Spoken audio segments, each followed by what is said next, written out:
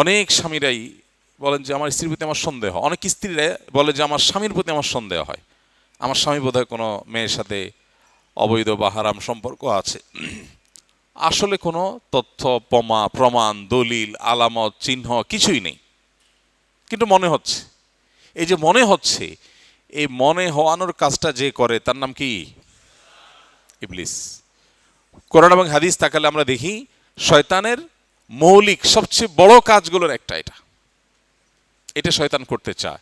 এই জন্য কোরআন খুললে আপনি দেখবেন বারবার মানুষকে আল্লাহ রাব্বুল আলামিন একে অন্যের প্রতি হোসনে জন করার জন্য, পরস্পরের প্রতি আপনার পজিটিভ চিন্তা ধারণা করবার জন্য আমাদেরকে আল্লাহ নির্দেশ দিয়েছেন, নবী আলাইহিস সালাম সে নির্দেশ দিয়েছেন। এক ভাই লিখেছেন, আমি বিবাহিত, আমার স্ত্রীর প্রতি আমার মনে অনেক সন্দেহ জাগে, কিন্তু আমার স্ত্রী অনেক ভালো মানুষ এবং সবাই তাকে ভালো মানুষ হিসেবেই জানে, তবুও তার প্রতি মনের ভেতর খারাপ ধারণা চলে আসে, যেমন সে অন্য ছেলের সাথে কথা বলে ইত্যাদি। আরেকটা বিষয় হলো, আমার শ্বশুর বাড়ি থেকে আমার স্ত্রীকে আমাদের বাড়ি বা ঢাকায় আসতে দিতে চায় না, কিন্তু আমার কর্মস্থল ঢাকায়, আমার স্ত্রী আসতে চাইলেও শ্বশুর বাড়ির লোকজন আসতে দেয় না, এক্ষেত্রে করণীয় কি?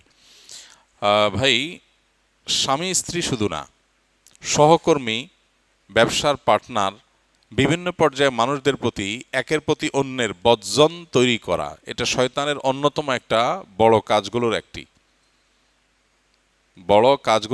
অন্যতম কাজের একটি, যে সে মানুষকে একে অন্যের বিরুদ্ধে নানানভাবে ওয়াসওয়াসা তৈরি করে অন্তরের ভিতরে।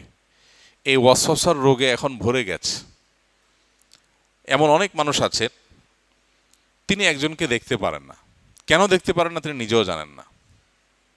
স্বামী স্ত্রীকে দেখতে পারে না, স্ত্রী স্বামীকে দেখতে পারেন না, সহ্য করতে পারেন না। ঘরে ঘরে এখন এই ব্যাধি, ঘরে ঘরে। কত শত মানুষ যে আমাদের কাছে এই ব্যাধি নিয়ে আসেন, সেটার কোনো ইয়ত্তা নেই। স্ত্রী স্বামীর সাথে, স্বামী স্ত্রী পরস্পরের সাথে ঝগড়া করেন। কেন ঝগড়া করেন? এত ঠুনকো বিষয়, এটা নিয়ে ঝগড়া করার কথা না। শিক্ষিত, বুঝমান, সমঝদার মানুষ এরপরেও ঝগড়া করেন। ঝগড়ার পরে তারা দুজনে বুঝতে পারেন যে বিরাট ভুল হয়ে গেছে, এটা তো ঝগড়া করার বিষয় ছিল না, বাট হয়ে গেছে।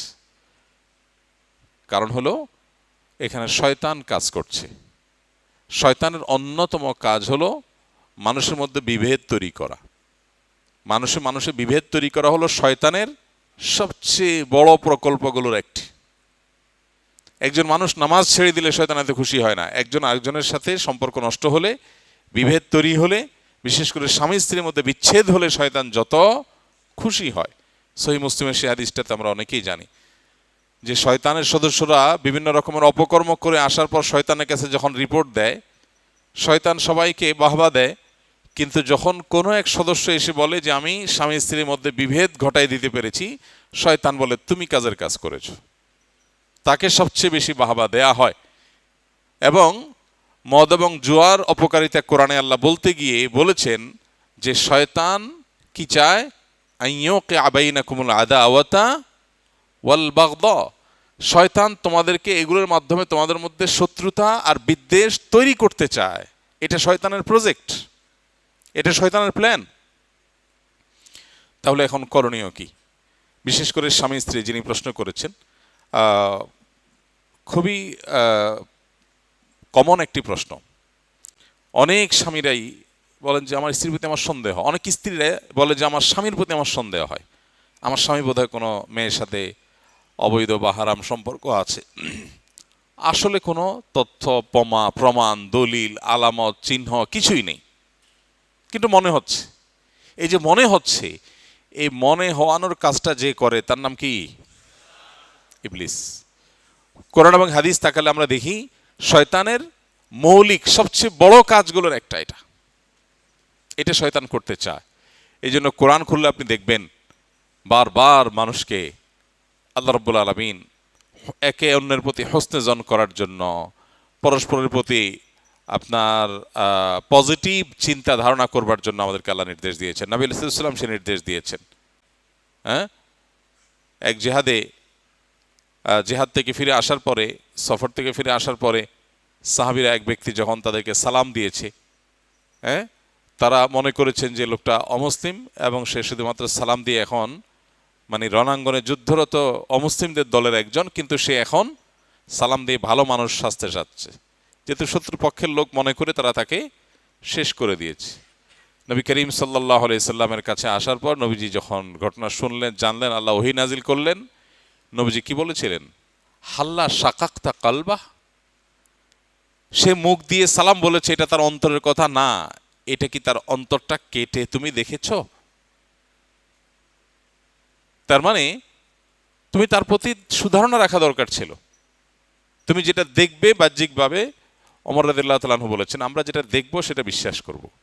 কারোর পেটে ঢুকার, কারোর কলবে ঢুকার শক্তি যেহেতু আমাদের নাই, এই জন্য কলবের বিষয়টা আমরা আল্লাহর উপরে সুপর্দ করতে হবে। স্বামী স্ত্রীর মধ্যে এই সমস্যাটা টু মাচ কমন, শুধু স্বামী স্ত্রী না, পার্টনারদের মধ্যে, ব্যবসায়িক পার্টনার, দিনী কাজের পার্টনার, বিভিন্ন পার্টনারদের মধ্যে এই জিনিসগুলো অহরহ হয়।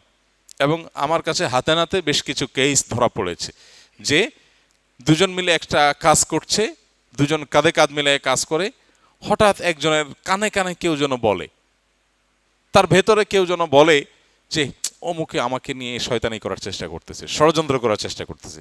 পুরো জিনিসটাই অহেতুক, আসলে বেচারা মনে হয়তো কিছুই নাই। তো এই জন্য আল্লাহ তাআলা বলেছেন ইম্মায়ান জাগান্না, আয়াতটা কি? ইম্মায়ান জাগান্নাকা মিনাশ শাইতানি নাজগুন ফাস্তাইজ বিল্লাহি মিনাশ শাইতানির রাজিম। এই জন্য প্রধান কাজ হলো শয়তান থেকে আল্লাহর কাছে পানা চাইতে হবে। শয়তান থেকে আল্লাহর কাছে কি চাইতে হবে? পানা চাইতে হবে। এবং এইটা বিশেষ করে ওয়াসওয়াসার এই রোগের জন্য রুকিয়া খুবই ইফেক্টিভ, রুকিয়া খুবই ইফেক্টিভ। এবং ওয়াসওয়াসার রুকিয়া যদি করা যায়, সেলফ রুকিয়া করতে আমরা উৎসাহিত করব। রাকি দিয়ে রুকিয়া করার চাইতে নিজের রুকিয়া নিজে করা উত্তম। বাট আমরা এখন কোনো কাজে নিজে করতে চাই না, আমরা সব কাজ লোক দিয়ে করাইতে চাই। ফলে আমাদের জীবনটা হয়ে যাচ্ছে একেবারেই আপনার কি বলে, আয়েশি জীবন, অলস জীবন। এই জীবনটায় আমরা খুব বেশি মানুষ সুস্থ নই। এর অন্যতম কারণ হলো আমরা পরিশ্রম করতে চাই না, কষ্ট করতে চাই না। রুকিয়াটা নিজেরটা নিজে করাটাই হলো সুন্নাহ। নবী করিম সাল্লাল্লাহু আলাইহি সাল্লাম অন্য মানুষকে রুকিয়া দেওয়াটাকেও সাপোর্ট করেছেন। যেমন ওই যে এক অভিযান শেষে সাহাবীরা ফিরছেন অথবা অভিযানে যাচ্ছেন, তো পথে কোনো একটা গোত্রের প্রধানকে সাপে দংশন করেছে। এক সাহাবীকে ডাকা হলো যে তোমাদের মধ্যে কেউ রাকি আছে কিনা, ঝাড়ফুঁককারী আছে কিনা। তিনি সূরা ফাতিহা পড়ে ফু দিয়েছেন, লোকটা ভালো হয়ে গেছে। তাহলে অন্যকে দিয়ে ফু দেওয়ানো, এটাও হাদিস দ্বারা সুসাব্যস্ত আছে। বাট নবীজি সাল্লাল্লাহু আলাইহি সাল্লাম আমাদেরকে উৎসাহ দিয়েছেন নিজের রুকিয়া নিজে করার জন্য। এখন কথা হলো কিভাবে জানবো, কিভাবে রুকিয়া করব? কোরআন তেলাওয়াত বিশুদ্ধ করে জানেন কিনা, বাস এটুকু যোগ্যতা থাকলেই হলো। এরপরে ওয়াসওয়াসা হয়, আরেকজনের প্রতি মনে বাজে চিন্তা আসে, তাহলে রুকিয়াগুলো লিখে আয়াতগুলো লিখে ফেলান, কোন কোন আয়াতে আপনার কি বলে এটাকে ওয়াসওয়াসার রুকিয়া আছে, সে আয়াতগুলো তেলাওয়াত করেন। বাস রাকি আলাদা কোনো মন্ত্র জানে না যে রাকি পড়লে হবে, আপনি পড়লে হবে না, এটা ভুল ধারণা। মনে করি যে রাকি দিয়ে পড়াইলে বোধহয় কাজ বেশি হবে, না, এমন কোনো কথা নেই। নিয়ম মেনে কোরআনের আয়াত থেকে রুকিয়া আমরা যে কেউ করতে পারি। তো এইটার জন্য বিশেষ করে স্বামী স্ত্রীর মধ্যে বিভেদ তৈরি হলে রুকিয়া করা দরকার। এবং ওয়াসওয়াসা রুকিয়া ক্ষেত্রে খুব বেশি কার্যকর। আর আরেকটা প্রশ্ন করেছেন, স্ত্রীকে তার বাবার বাড়ির লোকজন স্বামীর বাড়িতে আসতে দেয় না। তো এই বিষয়গুলো আসলে এই ধরনের সংক্ষিপ্ত প্রশ্ন উত্তরে ক্লিয়ার হয় না। আসলে ফ্যাক্টটা কি, কেন আসতে দেয় না, আপনার এখানে আসার পরিবেশ নাই, কোনো অসুবিধা আছে কি না। কোনো যৌক্তিক কারণ ছাড়া যদি মা বাবা তার সন্তানকে, মেয়েকে বাধা দেয় স্বামীর বাড়িতে যেতে, সে মা বাবা আল্লাহর কাছে অবশ্যই দায়ী থাকবে। কিন্তু রিয়েল ফ্যাক্ট কি, কেন বাধা দেয়, কোনো যৌক্তিক কারণ আছে কি না, সেটা তো আমরা জানি না। যদি অযৌক্তিক কোনো কারণে বা কোনো গ্রহণযোগ্য কোনো ওজর ছাড়া বাধা দেয়, অবশ্যই তারা গুনাহগার হবেন।